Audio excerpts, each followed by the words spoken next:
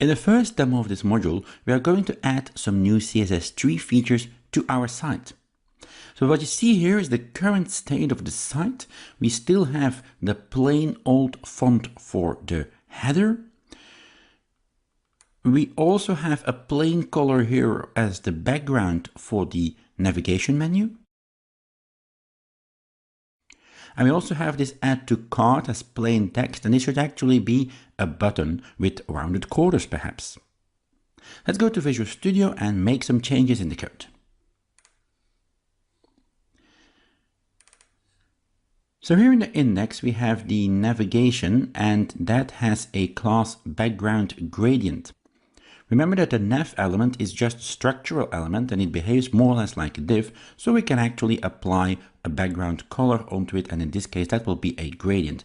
I've already named this class background gradient as we saw before. Let's take a look at the CSS. So here we have the background gradient CSS class, and we have a plain color set as the background for that nav element.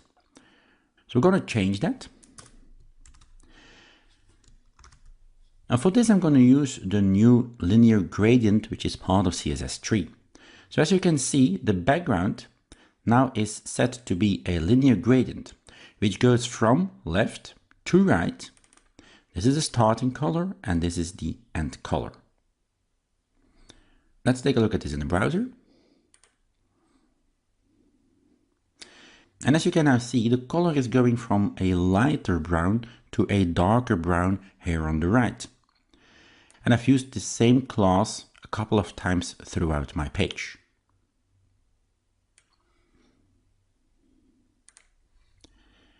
The next thing I'm going to add are round corners for the Add to Cart buttons.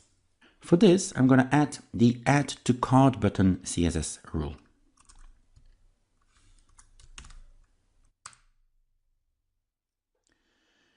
In this Add to Cart button CSS rule, you can see that I'm using the new border radius and I set that to 8 pixels. Let's take a look at this in the browser.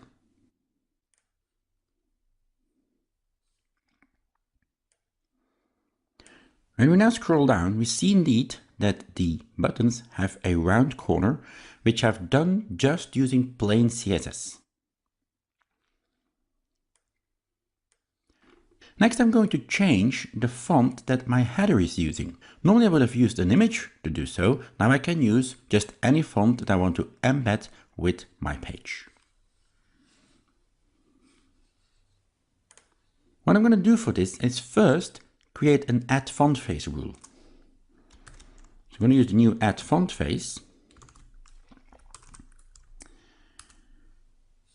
In my fonts folder, I have this lobster 1.3.otf, which is a font file, and that's the one I'm going to be using. So I'm going to set the font family to header font. This is the name that I'll be using for my font when I want to apply it on a particular element. Next, I'm going to point my CSS to that font file in my fonts directory. So I'm going to use the source and I'm going to set that to the URL, and that URL is in the fonts directory, use my lobster 1.3 OTF. So now I've created my font face and I'm going to apply it. So let's search for header name,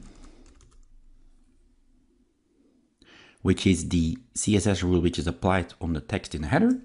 And I'm going to set the font family to what we just used, and that was header font. Let's run this. And as you can now see, the Joe's Coffee Store header is now in a different font without using an image for this. Now, while we're at it, I'm going to also apply a shadow on my text in the header. And for this, I'm going to use the new text shadow property. And I'm going to give it a couple of values. Let's take a look at this in the browser again. And as you can now see, Joe's Coffee Store now has a shadow, adding the effect of depth. The last thing that I'm going to show you is how you can do a transform in CSS3. And I'm going to do this by, for example, rotating the footer slightly on the page. So let's go and search for the footer. And on this footer, I'm going to say that it has to do a transform. And the transform is going to be a rotate over, let's say, for example, 10 degrees. Let's run this again. And as you can now see, the footer has been rotated over the rest of the content, which is of course not what you want, but you see how a transformation can be used. Let's go back to the slides for now. In terms of CSS3 and what is new in this area, we've covered most already in this chapter. In the last part, we'll be looking at multi-column support.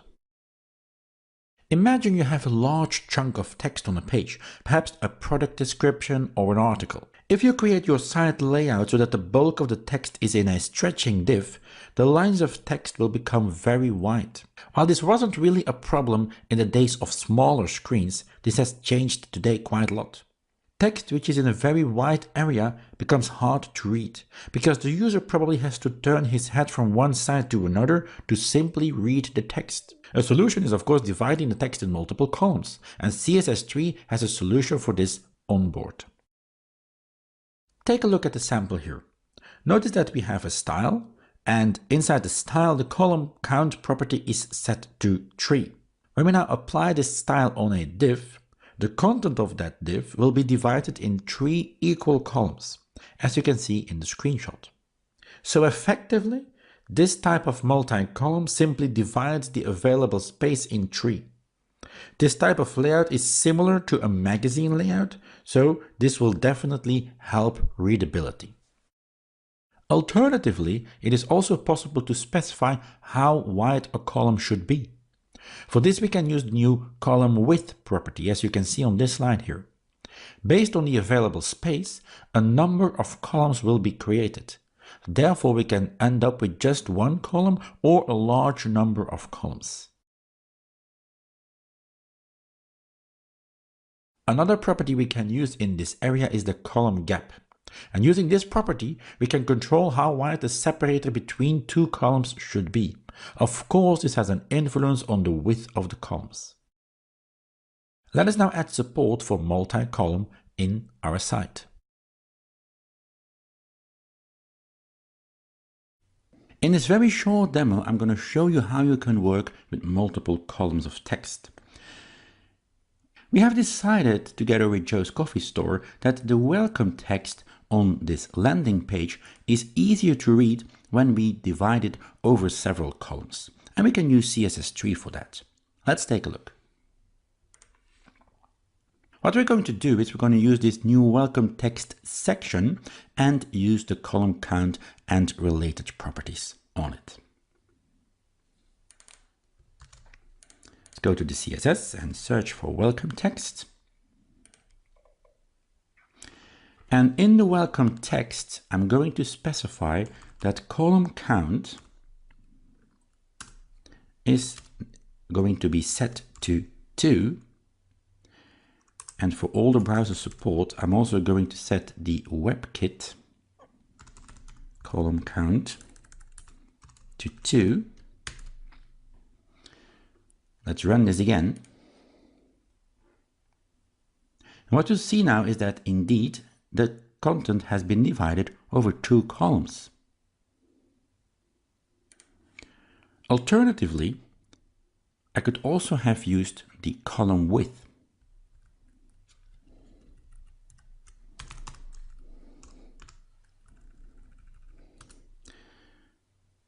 And set this to 200